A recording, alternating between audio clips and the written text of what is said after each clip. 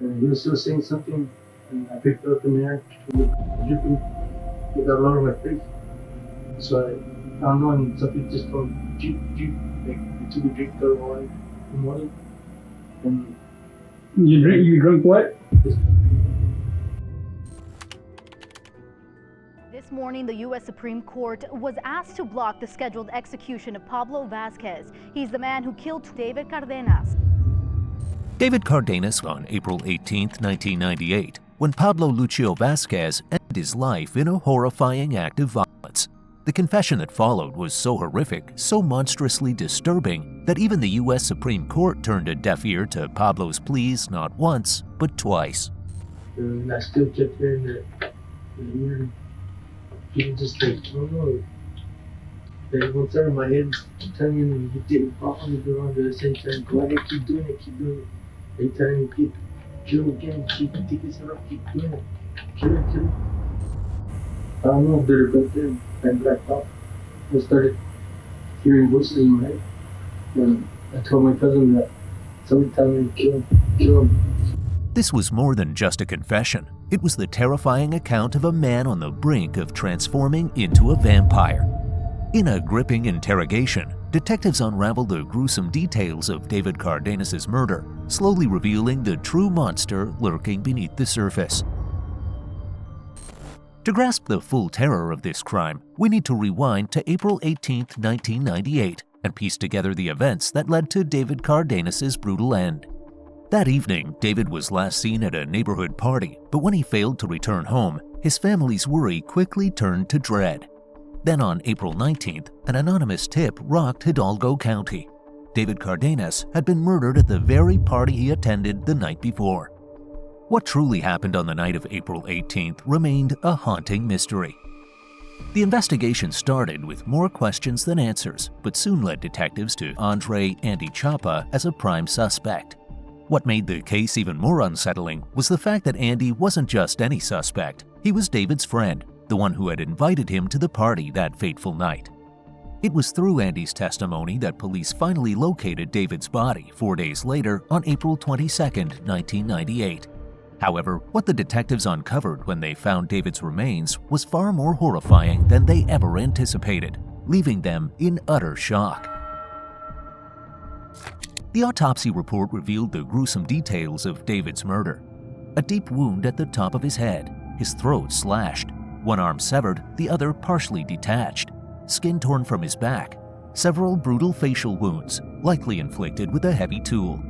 Each detail painted an even darker picture than the last. Detectives were now left with a burning question.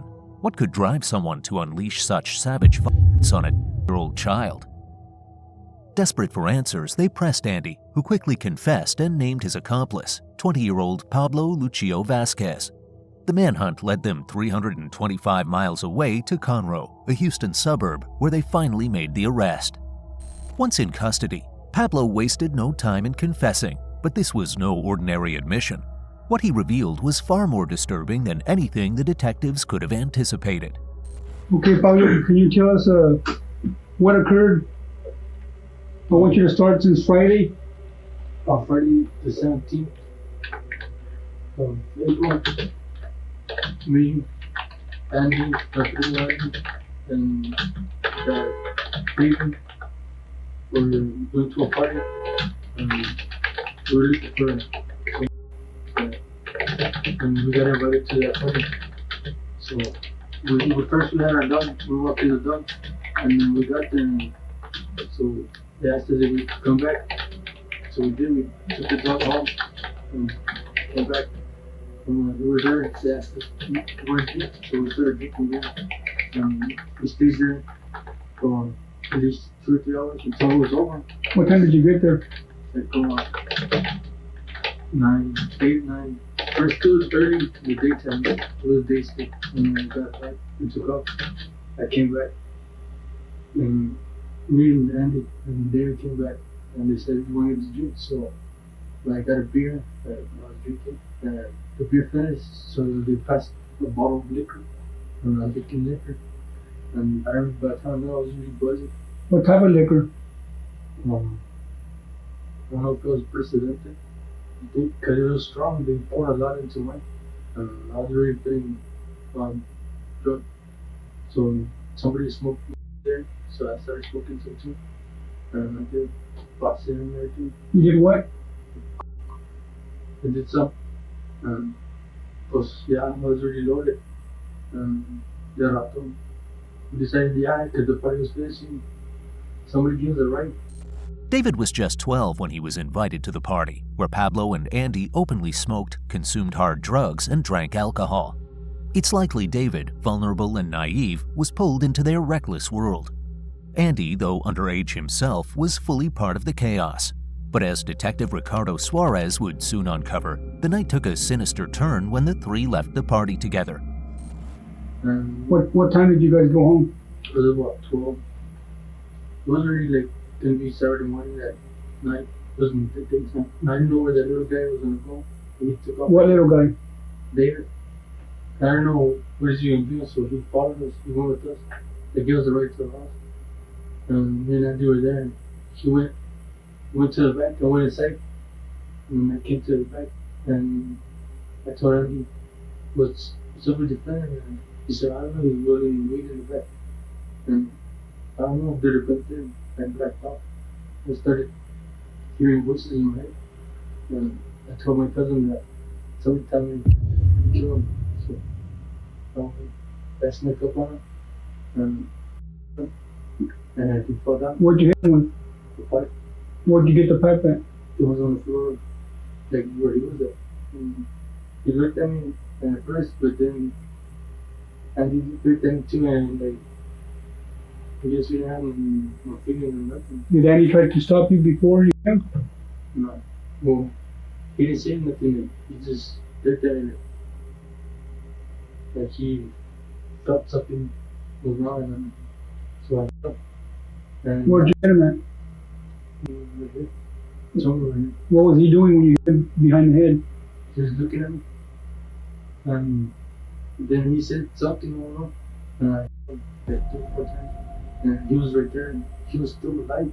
When you hit him 3 or 4 times, where did you hit him at? And he was still alive. And Andy told me, you killed him. And I go, no, he's not dead, he's still alive. So I went inside. And Andy was getting everything, like, stuff ready, so I told him we were going to bury him. And he said, yeah. And I got him. And we took him. And Andy had the shovel. Okay, you went inside for what? Huh? What'd you go inside for? I just went inside to go check inside. Like, if anybody had heard anything. Was anybody awake? Yeah. And like, nobody was awake. So I came back outside, and my cousin had a knife in his pocket. Your cousin who? Andy. Okay. And I saw him, and I got the knife, and I. Pablo's unnervingly calm demeanor as he recounts the brutal attack on David signals something far darker than indifference. He describes the violence as though it were an everyday occurrence, showing no emotional connection to the gruesome crime. It's as if he witnessed the act rather than carried it out himself. This eerie detachment suggests a distorted perception, where he either refuses to confront or is incapable of acknowledging the monstrous reality of his actions. Yet, what he confesses next goes beyond anything the detectives could have imagined. And then he was still like, talking and stuff. When I picked him up, I just put him on my shoulder like that, and I carried him. And I threw him on the floor because he was too heavy. And I dragged him from my hand. I picked him up, I dragged him. And he was still saying something. And I picked him up in the air, and the blood was dripping. He got all over my face. So I don't know, and something just from drip, like I took a drink of wine in the morning. And You drank what? his blood. And I don't know, and my face was cleaner with his blood. And I put him down because I felt weird. I don't know. And then my cousin said he's still alive or something like that. And I took him across the road, like, what was that name? In the area where they found him. As Pablo recounts David's blood, a subtle yet disturbing excitement creeps into his voice, revealing more about his twisted psyche than words alone could. This slight shift in his demeanor is evident as it points to the hallmarks of psychopathy, where individuals often find pleasure in reliving their violent acts. For someone like Pablo, the memory of the horror isn't just a recollection, it's a source of gratification. Psychopaths may lack empathy, but they fill that emotional void by seeking thrills through destruction and chaos. And he was saying something, and my cousin got to show him, and like 5-6 times in the face. And all I knew was that he was really When you hit him on the face, what was the guy saying? What was David saying? He was saying something, I don't know, he was mumbling something. Any words that you can remember? He was just saying, oh, like, I don't know if he said dope or something, but he was saying something. But I heard I seen his blood gushing out everywhere, and I panicked, so I was just put him back there. So we took him back there, and we started digging the hole. And the dirt was too hard, so we just dug a little tiny hole, and I put him there. And by the time I was just finding stuff to cover him up with, and we covered him, and I put grass and pieces of wood on him. And by the time I realized, I took off his ring, but I lost it somewhere right there, and his chain was busted. I threw that away too. And from then on, we walked to Randy's house, and I took a shower, and my cousin got the clothes that was full of blood, because I was wearing. Your cousin who? Andy. Okay. He got the boxers that I was wearing were covered with blood, and he told his mom that he was quitting or something like that. And His mom was awake? no, she wasn't. In the morning, they asked us, well, why are you doing so late, coming home so late? So we were drunk. And she asked us that the next morning, and the next morning I woke up, I realized that I had done something bad, and my throat got choked. And I just wanted to get out of it. And I waited all day there, just thinking about what I had done. And so I wanted to do it too, because I told my cousin Randy, I looked at him and I feel like so because I did something wrong. And he looked at me and he goes, oh no, don't do that. And after that, I told him I want to leave. I want to leave because they find out they're going to kill me no matter what. They're serious. And my cousin goes, no, because no, don't go on this shit. And I told him, I have to leave. We could have done it, man. I got both of us in trouble with worse than anything. And he said, yeah. So that day passed. The next night, that's when I saw my uncle, and I had. The next night being when? Saturday was already Saturday morning. Then Saturday night, I told my uncle that I was leaving because. Your uncle who? My uncle, Andy's dad, sure. And I told him that because I had did something bad, and he goes, man, he got mad at me for doing that. What exactly did you tell him? That I had done something bad, that I had hurt some kid really bad. And who'd you tell this to? My uncle. What's your uncle's name? John. John? Yeah. One. Yeah. So you told him Saturday night that you had done something bad? Yeah. But then Did you show him the chain? Yeah, I showed him the chain. I said, look, this is where I took away from, but I threw it away at the same time. That same night I threw it. I don't even know, because I was in the car. I threw it. I touched it. You were in the car going? Well, I stayed there until the next morning, right? And then I asked my uncle if I could go with them back to Houston. And he said, well, I don't want no trouble. And I go, no. But I was just thinking, man, I got into it. Because everything that I did, they got back to me. While Pablo fleetingly expresses a desire to take his own life out of guilt, his body language and tone convey a different narrative. His confession comes out in a rush, suggesting he is more anxious to evade the interrogation than to confront any genuine remorse.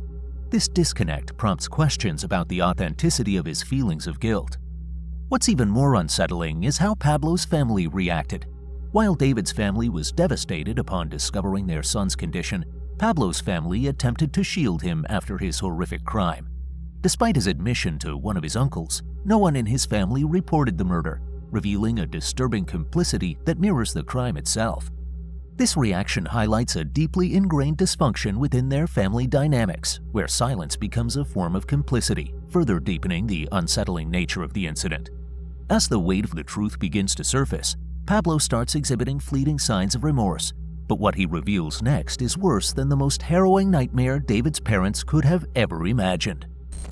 And I'm sorry for keeping that little gun, but if I had a chance to go back in time, I would never done it. The autopsy says that someone, we don't know who, the piece of his back off. And there was a knife. How did It wasn't me, it was probably how did it. But I don't think I did do that. I think when we dragged him, because we dragged him on the cement, maybe the cement scraped his back. No, there was a nice cut all the way across his back, like a knife, or like somebody took a knife to his back and cut it, you know, and they cut it off. We were trying to cut off his head. They were trying to cut off his head to show. Kept hitting him and hitting him. Who was? Me and Andy, because we were trying just to take him. What was your reason for trying to cut off his head? The devil was telling me to take it away from him. Who was? The devil was telling me to take it away from him, to keep it, and it couldn't come off. I was just freaking out because I was hearing that. And what about Andy? What was he hearing? I don't know, he was just like, I don't know, he was just like going with it too, I guess. Did Andy blood? No, he threw up. He saw me doing it. I told him, why did you do that? He was telling me to do it. And I heard it too. And he just wanted to know when we did it. Have you gone back? Did you go back the next day on Saturday to go see him? No, I didn't go back. You never went back after that night? Pablo reveals that even after repeatedly hitting David and slashing his throat, the boy still clung to life, and this chilling admission elevates the horror to new heights. For any parent, the thought of their child enduring such relentless brutality is unimaginable. Yet, Pablo recounts this with the same emotional detachment that characterized his earlier confession, stating that he and Andre had to keep hitting David, this time in the face, to ensure he died more quickly. The coldness in his tone reveals a shocking lack of empathy, as if David's fight for survival was merely an inconvenience rather than the desperate struggle of a terrified child. It becomes increasingly clear to the detectives that something is profoundly wrong with Pablo. As they press him further, he confesses something deeply intense about himself. Have you ever felt like that before? Yeah, the one I was in California. How long ago was this? Before I came from California. How long ago was this? From like 2 days before Christmas. But I was here I got here on New Year's. I was on the bus right here on Christmas. And I was here on New Year's Day. Had you been drinking when you heard that the first time in December? So I was on, there was some other drug that they have out there called. Where is this, in California? Yeah. And I got addicted to that, and actually like addicted, but I stayed up for 2 whole weeks without sleep, and I was dressed in black, and it was the middle of the night, and I tried to talk with you, and I tied a rope on it, and I put a rope on it, and my uncle was calling me, and I told him that I couldn't get down because somebody told me to jump, and if I jumped, the rope was gonna take me. what's your uncle's name? My uncle, what? What's his name? I don't know his full name, but Where's this at? California. What part of California? Tulare County, Visalia. Is that where he lives at, in Visalia? Yeah. But he was figuring out on me too, but he had to come up the tree and get me done. Cause the whole people. Did he call the police? He just told me, man, he was not to. He was talking me out of it. He talked me out of it, and kept telling him, and I started listening to him. Pablo's admission of his suicidal thoughts clearly indicates that he was spiraling long before the murder occurred. This confession isn't just a fleeting remark. It reveals a deep internal struggle that has gone unchecked. His thoughts of taking his own life serve as a cry for help, a red flag highlighting severe emotional and psychological distress. Overlooking this distress meant that underlying issues fueling Pablo's violent tendencies were never confronted, likely contributing to his explosive outburst against a vulnerable 12-year-old boy. When detectives inquire about his unusual openness during the interrogation, his response reflects the same unresolved turmoil. His honesty emerges from a place of deep guilt and desperation. Why are you telling us the truth? Because you guys want to know the truth, and I don't want to have that inside me all the time. Because I know I don't want to be like constantly thinking about it because it's gonna drive me crazy and I'll end up. Following his arrest, Pablo Vasquez confessed to the murder and was indicted on capital murder charges for the death of David Cardenas, as well as for stealing his jewelry. In March 1999, he was convicted and sentenced to death in Hidalgo County. After years of appeals, Pablo was executed on April 6, 2016 at the age of 38. Meanwhile, Andre, who was a minor at the time, was also convicted but received a 35-year sentence. He became eligible for parole in 2015, though it was initially denied, and was ultimately granted parole in 2020. Even earlier in the day, he had expressed remorse over the crime and was trying to figure out how exactly he would say that to the family. Both families, those of Pablo and David, were present in Pablo's final hour. Finally, justice that had been long awaited was served. Vasquez begins his statement. It says, "It's time." He says, "You got your justice," and apologizes to the victim's family. 6:10. His cousins say, "I love you" against the glass and make hearts with their hands. 6:11. The lethal dose begins. 6:35. The lethal injection process is over. One man's crime cast a haunting shadow over both families, forever changing their lives in ways they could never have envisioned. Pablo Vasquez's crime was not only a horrific act of violence, but also a manifestation of deeper psychological issues that remained unaddressed for far too long. Could an early intervention have spared David from this tragedy? How much responsibility falls on those who chose to hide the truth instead of confronting it? Share your thoughts in the comments below, and remember to like, share, and subscribe to our channel for more content like this.